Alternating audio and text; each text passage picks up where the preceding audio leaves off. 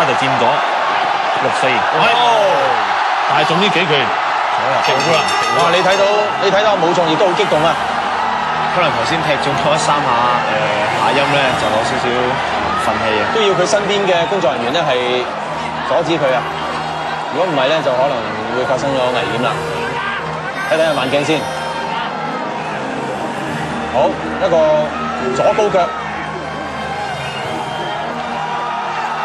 一勾拳，左右勾拳，左右啊！隻眼都浮晒啦！好，再一次恭喜晒武藏㗎，亦都學阿向師傅話齋啦。咁啊，雖然阿武藏咧就係受到幾次嘅下音嘅擊中啦，咁但係仍然憑住自己嘅毅力咧勝出㗎嚇。好，接住落嚟睇一睇下一場嘅比賽，就係我哋中國啊，咁啊呢一位王強嘅代表，哇，一個樣咧就成個軍人咁啦，好有英氣啊！咁啊對住咧就係啱啱頭先睇過嘅，就係嚟自日本嘅武藏啊。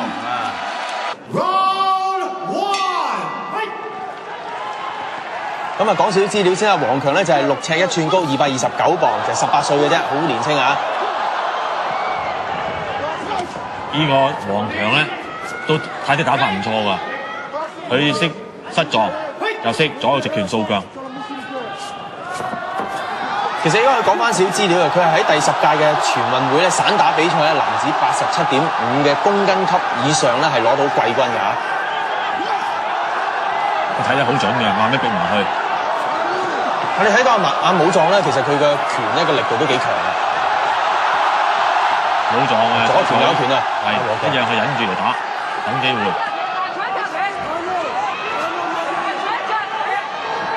其實阿王強會唔會咧，因為即係可能喺散打方面咧，亦都係有曾經玩過咧，會比較有啲優勢咧？散打嘅打法咧，就以走打攞點嘅，同埋失達嘅。但係而家睇嚟嘅王強咧，佢已經轉咗打鬥嘅方式㗎啦。佢對於泰式嘅打法咧，都有研究過嘅，撞得唔錯嘅又。但係呢一個情況好似又，咦？係咪好似又係佢嘅下音又係受傷啊？又撞一次喎，真係唔係好彩啦，武藏。咁啊，王強咧都唔知俾咩反應佢啦。連續2次首場又係中下音，呢場又中下音啊！睇下慢鏡係咪先？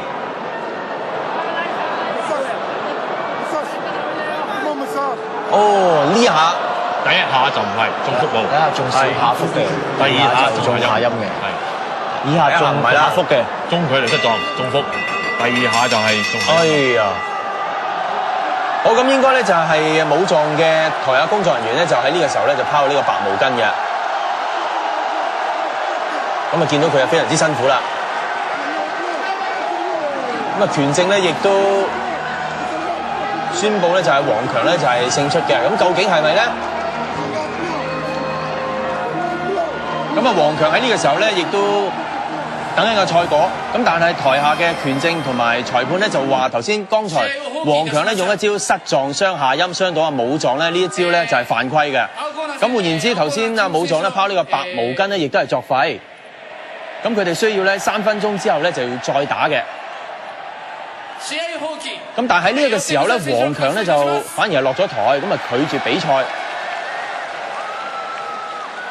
咁換言之咧，武藏咧就係因為喺呢一個咁戲劇性嘅環境底下咧就勝出啦。大家睇到啦，身材都好健碩啊，5尺11寸，187磅，37歲。The red corner, 178 centimeters, 99.94 rounds. Please welcome Fujimoto。佢就會對住呢一位日本嘅拳手藤本佑介，5尺10寸，225磅，32歲啊。兩個嘅身形啦，同埋嘅磅數都差唔多，好吻合啊！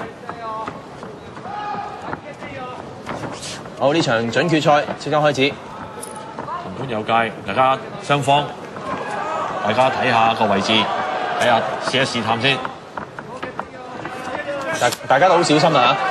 藤本佑介腳一個腳左腳，第二個腳封位，然後使入對方嘅位置起腳。